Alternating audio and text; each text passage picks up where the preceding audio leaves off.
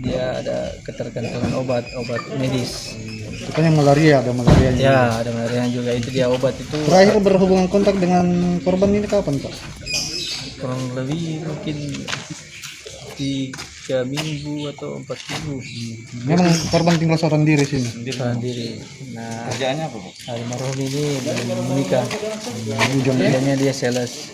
Perkiraan kematian kurang lebih ya kalau dilihat dari ini sudah mengalami pembusukan lanjut, perkiraan sekitar 5 hari. Dugaan penyebab kematian Bang, ini kan posisinya di bawah tangga. Ya. Kira-kira seperti apa ini Bang? Nah, jadi kami akan lakukan pemeriksaan lanjut karena pembusukan lanjut ini kami belum bisa pastikan di TKP. Kami akan bawa evakuasi ke instalasi forensik, dokter, Rumah Sakit Bayangkara Makassar, Bidokes Polres Sulsel untuk diperiksa lanjut sambil menunggu mindik dari Polsek Rapocini dan pihak keluarga.